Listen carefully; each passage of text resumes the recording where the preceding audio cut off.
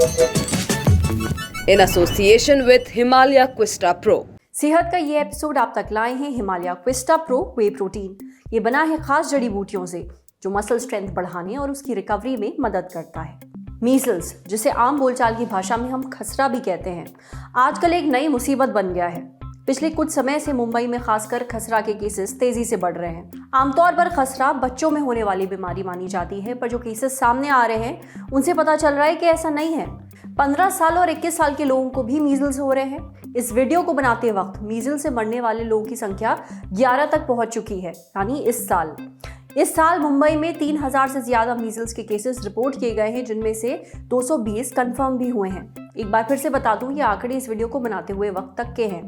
अब ऐसे में सवाल उठता है कि खसरा यानी मीजल्स एकदम से फैल क्यों रहा है और इससे कैसे बच सकते हैं, जानते हैं। हम इसको अक्सर खसरा भी रूटीन में कहते हैं।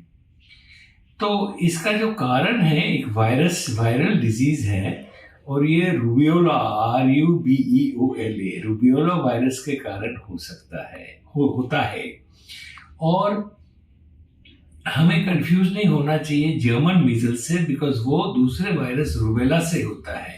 ये प्लेन मीजल्स रूबियोला वायरस के कारण होता है। बहुत हाई ग्रेड फीवर होता है, नजला जुकाम खांसी होता है और पूरे बॉडी में लाल दाने हो जाते हैं। इन्फेंसी यानी 6 महीने के शिशु को भी हो सकता है और बड़े बच्चों को भी 2, 3, 4, 5, 6 साल और बड़े बच्चों में भी हो सकता है।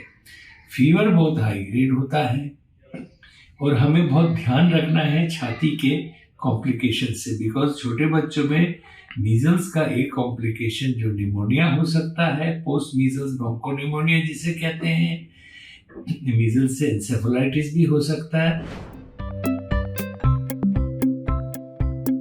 सो मेन थिंग हमारा आजकल focus all over the world और हमारे देश में specially is prevention of measles, जो कि मीजल्स की वैक्सीन को दिया जाए तो बड़ा प्रोटेक्टिव रहता है।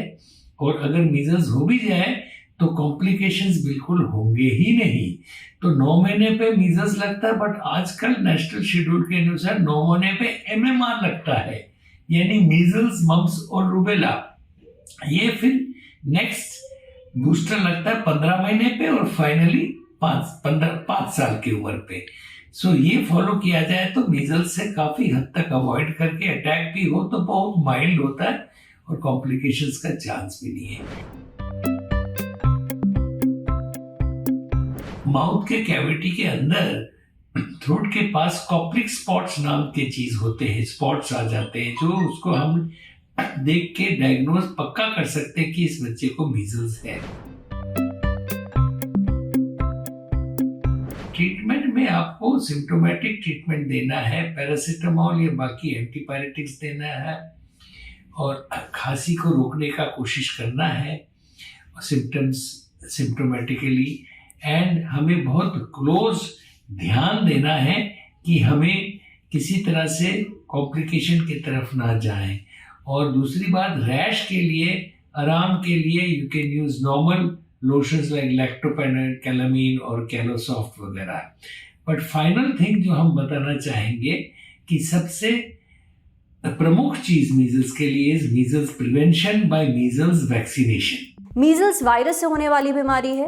जितनी तेजी से इसके मामले बढ़ रहे हैं, ऐसे में बहुत जरूरी है कि इससे बचने के तरीके अपनाए जाएं। अव्वल है वैक्सीन। बच्चों को मीजल्स की वैक्सीन लगना जरूरी है, इसलिए अपने डॉक्टर से पूछकर अपने बच्चों को ये जरूर लगवाएं। अब बढ़ते हैं सेहत के अगले सेगमेंट की तरफ। तन की बात, जाने क्या ज्यादा पानी पीने से मौत हो सकती है। अभी तक आपने और हमने हमेशा यही सुना है कि ज्यादा से ज्यादा पानी पीना सेहत के लिए अच्छा होता है। पानी की कमी से मौत हो सकती है, पर क्या ज्यादा पानी पीने से किसी की मौत हो सकती है? ये सवाल आजकल काफी सुर्खियां बटोर रहा है। मार्शल आर्टिस्ट और हीरो ब्रूस ली को कौन नहीं जानता।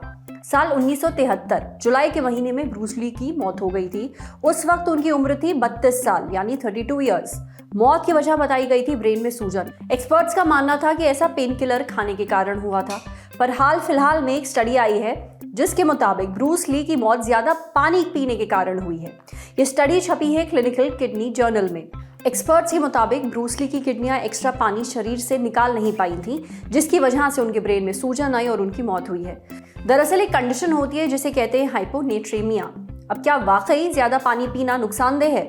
इतना कि इससे मौत हो जाए, ये हमें बताया डॉक्टर विक्रांत शाह ने। ज्यादा पानी पीने से शरीर का इलेक्ट्रोलाइट यानी शरीर में मौजूद जो मिनरल्स हैं उनका बैलेंस बिगड़ जाता है। अगर आपका वजन 50 से 60 किलो के बीच में है तो आपके लिए 2 से 2.5 लीटर पानी दिन में पीना या फ्लूइड लेना काफी होता है। ज्यादा पानी या फ्लूइड एक साथ लेना ठीक नहीं है। अगर ऐसा करते हैं तो हमारे खून में नमक की मात्रा कम हो जाती है, सोडियम की मात्रा काफी कम हो जाती है, क्योंकि ज्यादा पानी पीने के कारण खून डाइल्यूट हो जाता है यानी पतला होने लगता है। इसके कारण किडनी ठीक मात्रा में पानी और नमक शरीर से बाहर नहीं निकाल पाती। खून में नमक कम होने के कारण दिमाग पर असर पड़ सकता है। ओवर हाइड्रेशन के कारण शरीर में मौजूद सेल्स सूज जाते हैं। इस सूजन के कारण दिमाग में भी सूजन आ जाती है, जिसको एडेमा बोलते हैं। इसलिए 24 घंटे में 2 से 2.5 लीटर पानी पीना काफी होता है। समझे? अब बारी है सेहत के आखिरी सेगमेंट की, खुराक यानी झक्कास सी हेल्थ टिप। जानिए ठंड में गाजर क्यों जरूर खानी चाहिए। गाजर ये सिर्फ आपकी आंखों के लिए ही नहीं, आपकी सेहत के लिए भी बहुत अच्छी होती है। इसमें होता है विटामिन ए और विटामिन सी, जो दूर रखता है फ्लू को।